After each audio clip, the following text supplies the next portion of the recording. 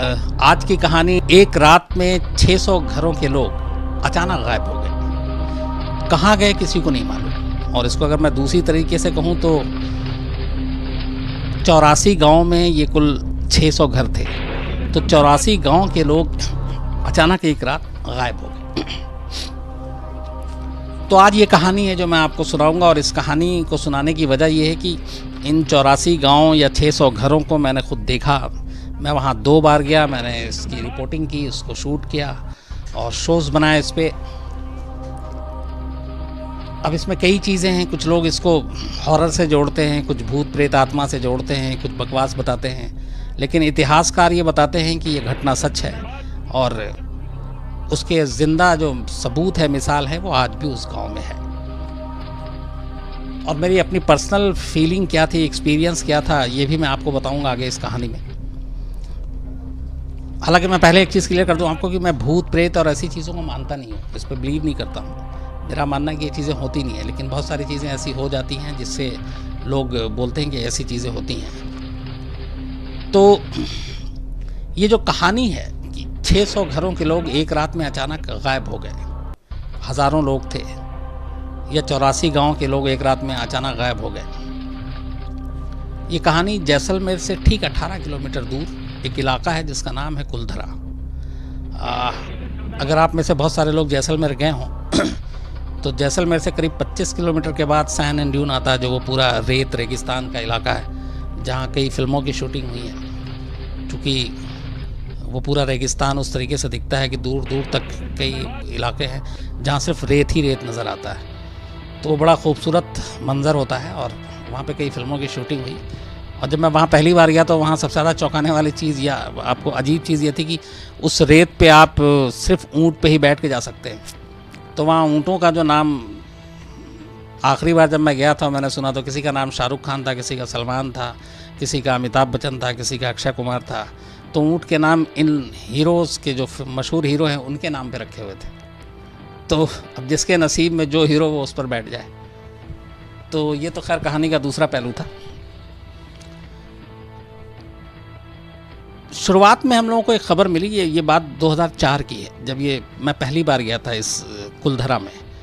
तो तमाम स्टोरीज़ ऐसी ढूंढते रहते थे, तो हमें एक खबर पता चली कि जैसलमेर से करीब 18 किलोमीटर दूर एक गांव है, कुलधरा इलाका है, जहाँ के 84 गांव के लोग एक रात में अचानक गायब हो गए थे। तो पहले मुझे लगा ये सब ऐसी बकवास चीज़ें हैं बहुत सारी, लेकिन फिर बहुत प्रूफ और सबूत और सारी चीज़ें वहाँ से, जो जैसलमेर के हमारे रिपोर्टर हैं उन्होंने भी इस पर बहुत सारे रिसर्च भेजे। विमल भाटिया जी हैं, बहुत सीनियर है वहाँ पे। तो फिर कुछ इतिहासकारों से बात की फ़ोन पे और तमाम चीज़ें तैयारी करने के बाद हम लोग जैसलमेर पहुँचते हैं। फिर जैसलमेर से अगले दिन कुलधरा जाते हैं। टीज़र में आपको कुछ झलकियाँ दिखाई देंगी, क्राइम तक के टीज़र पे आज झलकियाँ डाली हैं हम लोगों ने। तो जब वहाँ पहुँचे तो जैसलमेर से आप किधर भी जाएं, सड़क के दोनों तरफ सन्नाटा ही सन्नाटा, रेत ही रेत, बियाबान एकदम, और गाड़ियाँ भी आपको आधा 1 किलोमीटर के बाद दूसरी कोई नज़र आएगी। लोग हैं नहीं, गर्मी इतनी होती कि दोपहर को कर्फ्यू जैसा माहौल हो जाता वहाँ पे। तो 18 किलोमीटर का सफ़र तय कर जब हम लोग कुलधरा पहुँचे तो एक बहुत बड़ा गेट बना हुआ था।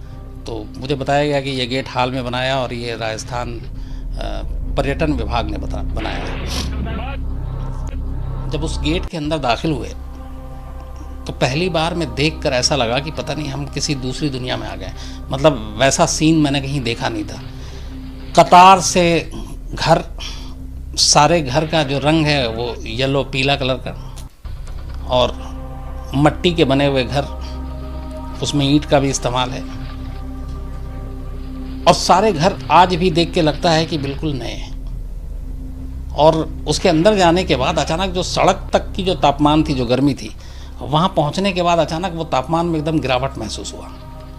फिर जब हम एक एक घर के अंदर जाने लगे तो आप यकीन मानिए कि उस घर के अंदर से इतनी ठंडी हवा आ रही थी कि समझ में नहीं आया कि ऐसा क्यों हो रहा है। बाहर तेज़ गर्मी, तापमान ज़्यादा, अंदर तापमान उतना ही लेकिन गर्मी कम, हवा ठंडी। उसके बाद हमने एक एक घर को खंगालना शुरू किया और वहाँ कोई नहीं। तो घर में चूल्हा वैसी है, कमरे वैसे ही हैं, सब कुछ वैसा ही। तो देख के लगता ही नहीं था कि ये इतना पुराना मामला हो सकता है। और ये जो मैं कह रहा हूँ, आप सिर्फ मेरे कहने पे यकीन मत कीजिएगा। अगर आप में से कोई भी कभी जैसलमेर जाए तो सिर्फ आप बोलिएगा वहाँ के जो भी गाइड हैं कि कुलधरा ले चलो। अब वो राजस्थान पर्यटक का हिस्सा है, उन्होंने थोड़ा सा पैसे वैसे कमाने के लिए, तो वो आप उसके अंदर जा सकते हैं और आप खुद देखिएगा। और आप जो मैं कह रहा हूँ कि वहाँ की जो हवा है या जो तापमान है उसको आप महसूस कीजिएगा। तो ये मैं सुनी सुनाई नहीं, अपनी बात बता रहा हूँ। तो खैर वो सारी चीज़ें देखी, ने शूट किया। लेकिन वहाँ जाने के थोड़ी देर के बाद मैं और मेरे कैमरामैन और जो विमल भाटिया थे, वो तो चूँकि अक्सर आते जाते रहते थे, उन्होंने हमें बता रखा था कि यहाँ कुछ अजीब अजीब सी आवाज़ आती है, ये है वो है। तो हमें आवाज़ तो सुनाई नहीं दी कहीं पे कोई अजीब, जैसे वो कहते हैं कि खिलखिलाने की औरतों की आवाज़ आती है, किसी के चीखने की आवाज़ आती है। लेकिन हाँ, एक दो बार ऐसा महसूस हुआ कि जैसे हमारे आसपास से कोई गुजरा है या कोई चल रहा है, कदमों की आवाज़ सुनाई दी। जबकि मैं वहाँ पे उस वक्त अकेला था, कैमरामैन और मेरे विमल भाटिया कहीं और थे। तो जब ये एक दो बार हुआ तो मैं बड़ा तेज़ी से फिर भागा, उन लोगों को ढूंढा, उनके पास पहुँचा। तो ये 2-3 बार ऐसा हुआ और मुझे ये एहसास हुआ कि कोई मेरे आसपास है, लेकिन ना दिखाई दिया ना कुछ, लेकिन सुनाई दे रहा, कदमों की आवाज़ सुनाई दे रही है सब। फिर मुझे मेरे कैमरामैन ने भी बताया कि सेम उसने भी कई जगह पे ये नोटिस किया। तो खैर हमारी कोशिश ये थी कि उसके बाद थोड़ा सा डर भी लगा कि वैसे भी कहा गया था कि अंधेरा होने से पहले निकल लो। तो जितना भी हम शूट कर सकते थे उस दिन हमने किया, फिर नेक्स्ट डे के लिए रखा। और करीब 4-4:30 बजे, उससे पहले कि हम लोग कुछ कहते, गार्ड भी आ गया, उसने हमें बोला कि अब निकलने का वक्त है, चला गया। तो ये जो मैंने फील किया वो थी। अब असली कहानी क्या थी जिसके लिए मैं गया था। कहते हैं कि करीब 200 साल पहले जैसलमेर से 18 किलोमीटर दूर कुछ किलोमीटर के एरिया में पालीवाल ब्राह्मण रहते थे। पालीवाल ब्राह्मण बहुत पढ़े लिखे थे, उनमें से बहुत सारे वैज्ञानिक के तौर पे भी काम करते थे, उनका दिमाग बहुत तेज़ था और वो लोग बहुत मेहनतकश थे, बहुत मेहनत करते थे। और उनकी जो मेन उनका पेशा था वो था मवेशी का, जानवरों को पालना या फिर खेती। और इन पालीवाल ब्राह्मण की खासियत ये थी कि ये पूरा पालीवाल ब्राह्मण के जो समुदाय के लोग थे, ये एक साथ उस कुछ किलोमीटर के एरिया में फैले हुए 84 गांव में रहते थे। 84 गांव थे छोटे छोटे, और उन गांव में ये पालीवाल ब्राह्मण रहता था और सारे गांव एक दूसरे से जुड़े हुए थे। और ये कहा जाता है कि ये लोग बड़े उस ज़माने में भी रईस थे, इनके पास काफ़ी पैसे जेवर थे, गोल्ड बहुत था और मेहनत करते थे। और इन लोगों ने अपनी अक्लमंदी से उस जगह पे पानी, बारिश का पानी और ये सब उस सब की उसको जमा किया और उसकी वजह से खेती करते थे। तो उस जगह पे भी, जैसलमेर जैसी जगह पे भी अच्छी खासी उपजाऊ खेती होती थी। उन्होंने कई बावड़ी बना रखा था, तालाब थे 4-5, वो आज भी हैं। और हंसी खुशी सब रह रहे थे और अच्छे खासे सब अमीर थे ये पालीवाल ब्राह्मण के लोग 84 गाँव के। और इन 84 गाँव में कुल मिलाकर करीब 600 घर थे। तो 600 घरों में आप हर घर में 5-6 के एवरेज से निकाल लीजिए, जितनी उतनी आबादी थी। तो उस पालीवाल जो ब्राह्मण जहाँ पे रहते थे ये गांव, तो जैसलमेर में उस वक्त राजशाही हुआ करता था, राजा अलग अलग होते थे। तो उनका एक दीवान था, उसका नाम था दीवान सालम सिंह। तो जैसलमेर और उसके आसपास की ये सारी चीज़ें, लगान, ये वो सारे पैसे, वो हिसाब किताब दीवान सालम सिंह का हुआ करता था। और सालम सिंह बहुत पावरफुल आदमी था, इतिहास में बाकायदा जिक्र है इसका, इसलिए कोई मनगढ़ंत कहानी नहीं है। तो दीवान सिंह सालम की तस्वीर भी है, सब कुछ है, क्राइम तक में डाला, आप उसको, उसकी फ़ोटो भी देख सकते हैं। तो दीवान सालम सिंह वहाँ का दीवान हुआ करता था।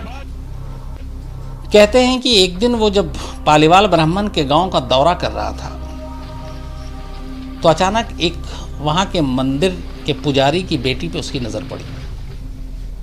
उस पालीवाल ब्राह्मण के जो मंदिर के पुजारी थे, उनकी बेटी बहुत खूबसूरत थी। तो इस दीवान सालम सिंह की ने जब उसको देखा तो उसकी नीयत ख़राब हो गई।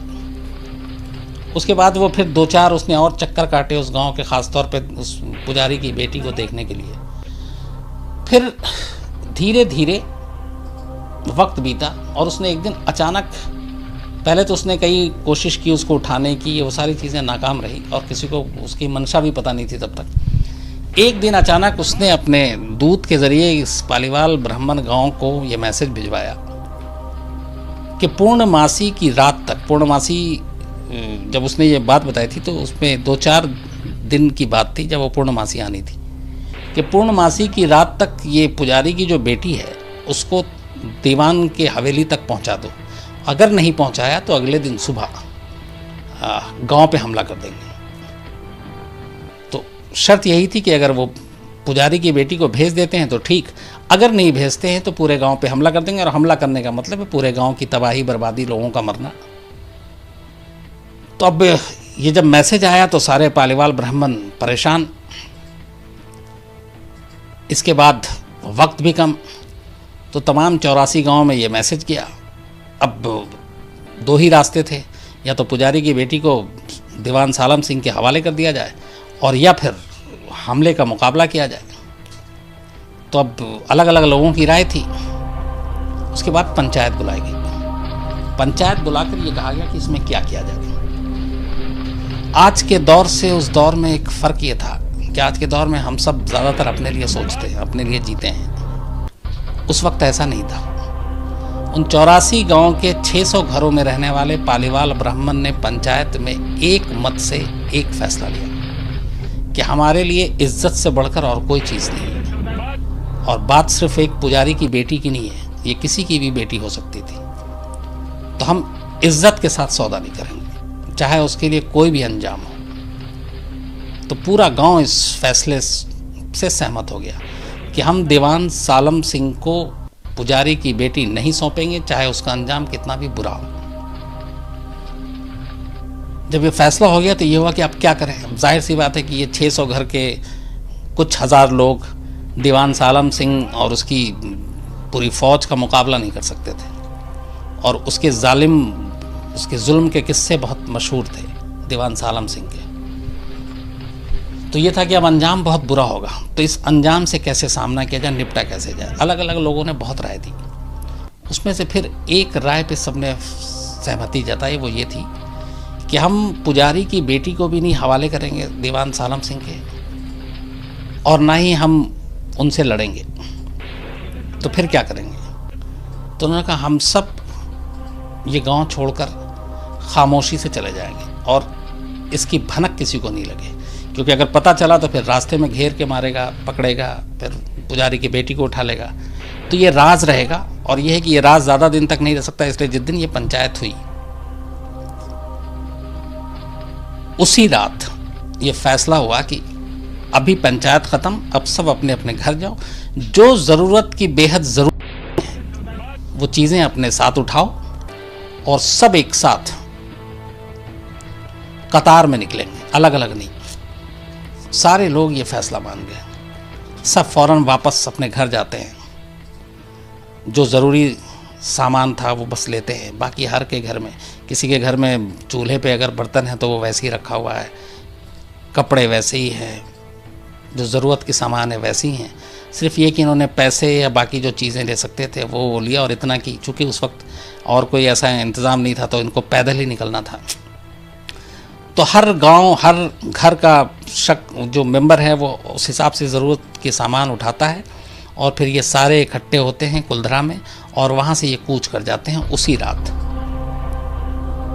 अब ये कूच करते हैं, पूर्णमासी की रात ख़त्म होती है। वादे के मुताबिक रात तक पुजारी की बेटी को दीवान सालम सिंह की हवेली में पहुँचाया नहीं जाता है। अगली सुबह दीवान सालम सिंह अपने वादे के मुताबिक अपनी पूरी एक सेना लेकर कुलधरा की तरफ कूच करता है। कुलधरा की तरफ जब वो कूच करता है तो पूरी सेना और वो सारे लोग हैरान परेशान, और सब वो कि ये क्या हुआ। तो किसी को कोई भनक नहीं, किसी को कुछ पता नहीं, और पूरा गांव खाली। हर घर की तलाशी ली जाती है, हर घर में वैसे ही कुछ कपड़े हैं, इवन कुछ के चूल्हे की अभी तक वो जो है राख ठंडी नहीं हुई थी। कुछ सामान ऐसे ही पड़े हुए थे, बच्चों के कपड़े, औरतों के कपड़े, लड़कियों के, मर्द के, सारे जो जैसे जहाँ पे था वो सब कुछ था। सिर्फ नहीं था तो गांव का एक भी शख्स, 84 के 84 गांव को छान मारा, एक शख्स नहीं मिला, और वो सारे परेशान। उसके बाद दीवान सालम सिंह को ये खबर दी जाती है, वो परेशान। उसके बाद कभी पता नहीं चला कि ये 84 गांव के लोग उस रात, एक रात में एक साथ 600 घरों के तमाम मेंबर कहाँ गए। कहा जाता है इतिहासकारों के ज़रिए कि उसके बाद वो उस राजस्थान से निकलकर अलग अलग जगहों पे चले गए और उसमें से कुछ आगरा की तरफ पहुँचे, कुछ मथुरा की तरफ पहुँचे, और वो अलग अलग उन्होंने पहले, चूँकि एक साथ कहीं पे जाएंगे और उसके राज्य में तो ख़तरा था, तो इसलिए अलग अलग पहुँचे और उसके बाद इन्होंने अपनी जान और इज़्ज़त बताई। तो इस कहानी से ये होता है कि कैसे एक लड़की की इज़्ज़त के लिए समझौता नहीं किया, बल्कि अपनी ज़िंदगी, अपना जो पूरा घर बार जिन्होंने बरसों मेहनत करके बनाया था, सजाया था, उन सब को छोड़ दिया और पूरे गांव को छोड़कर चले गए।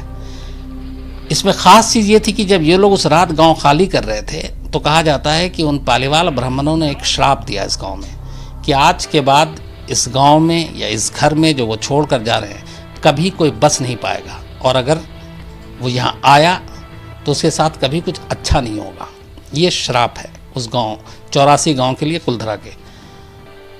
अब उनके जाने के बाद चूँकि गांव खाली, घर बने हुए, और उस ज़माने में भी बता रहे हैं आपको, जैसा शुरू में बताया था कि वहाँ पे इस तरीके से घर बनाया गया था कि ठंडी हवा आती थी, इस गर्मी के बावजूद वहाँ का टेम्परेचर हमेशा नीचे रहता था। तो दीवान सालम सिंह और उनके सिपाहियों ने सबसे पहले वहाँ जाकर एक तो बहुत खुदाई बुदाई की कि उनके पालीवाल ब्राह्मण के पास बहुत सारे सोना जेवर हुआ करता था।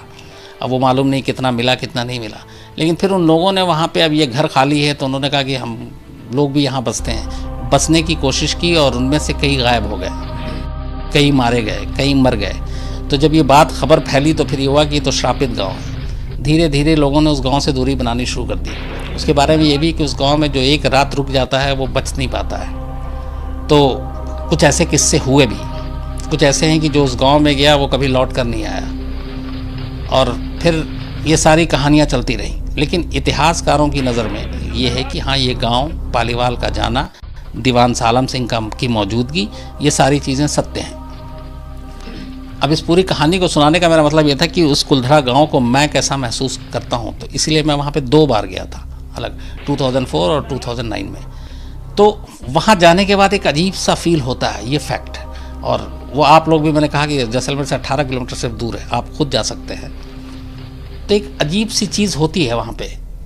लेकिन फिर मैंने कहा कि मैं भूत प्रेत इन चीज़ों को मानता नहीं हूँ, लेकिन ये कहानी अपने आप में इसलिए इंस्पायर करती है कि उस ज़माने में भी लोग सिर्फ अपने लिए नहीं, दूसरों के लिए सोचते थे। और एक लड़की की इज्जत के लिए 84 गांव के तमाम लोग अपनी रोज़ी रोटी, घर मकान सब छोड़कर चले जाते हैं कहीं, ये अपने आप में एक मिसाल है। तो ये है उस कुलधरा की कहानी जो आज भी ज़िंदा है, इतिहास में भी है। और इसके वो जो पूरा गांव है उसके घर कैसे कैसे हैं, ये आपको क्राइम तक में डला हुआ है। उसमें बाकायदा कितने 2-3 मिनट का होगा, है ना?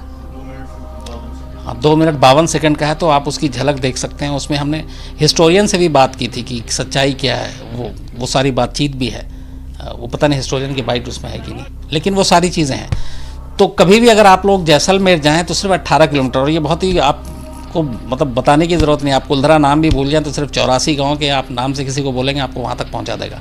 और अब उसकी टिकट भी है, लेकिन आज भी लोग वहाँ जाने में खौफ खाते हैं और बहुत गिने चुने लोग ही जाते हैं।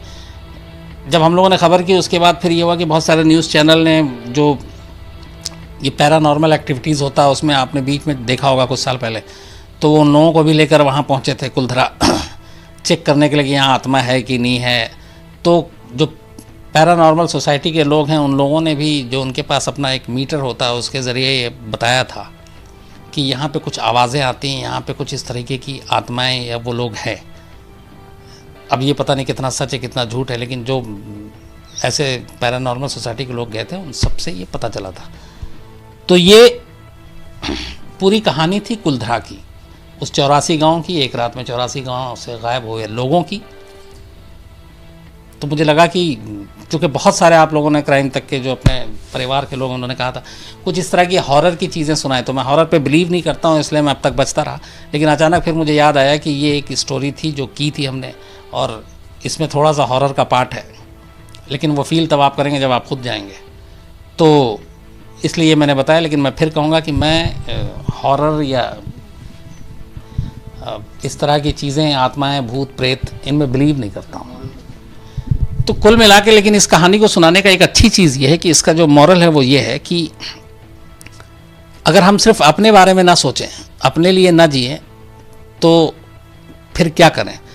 ये हमें इंस्पिरेशन मिलता है इस 84 गांव के लोगों से, जिन्होंने सिर्फ एक पुजारी की बेटी के लिए अपना सब कुछ दांव पे लगा दिया और अपनी ज़िंदगी तक दांव पे लगा दी। सब कुछ, दौलत, घर, परिवार, वहाँ पे जो एक साथ खुशियों से रह रहे थे, वो सब कुछ छोड़कर और एक अनजाने रास्ते पर निकल पड़े। फिर से उन्होंने अपनी नई ज़िंदगी बसाई।